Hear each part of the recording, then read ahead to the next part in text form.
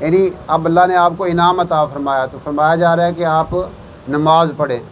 यानी आप अलैहिस्सलाम को डायरेक्टली और इनडायरेक्टली पूरी उम्मत को, कि जब भी आपको कोई इनाम मिलता है, कोई आप पे अल्लाह ताला का फ़ज़ल होता है, कोई रहमत होती है, आप अलैहिस्सलाम तो हर हाल में नमाज की तरफ मुतवज्जह होते थे।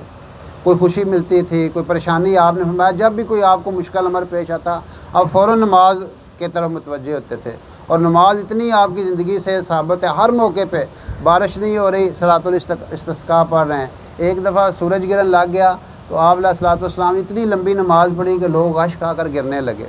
उस वक़्त आप अल्लाह ताला से दुआ कर रहे थे कि ऐ अल्लाह, तेरा तो वादा है कि मेरी मौजूदगी में तो अज़ाब नहीं करेगा। यानी इस तरह की आप आयात पढ़ रहे थे और दुआएं मांग रहे थे।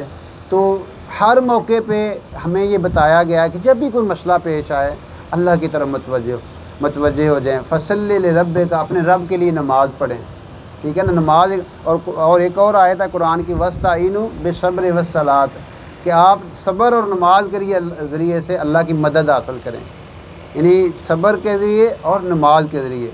ये नमाज एक ऐसी ज़बरदस्त चीज़ है, जब बंदा अल्लाह को पुकारता, काला रब्बुकुम उदऊनी अस्तजिब लकुम, ऐ मेरे बंदो तुम मुझे पुकारो, मैं तुम्हारी पुकार का जवाब देता हूँ। फिर आता है अम्मे युजीबुल मुस्तर्रा, ये 20वें पारे के पहले सफ़े पे आयत है।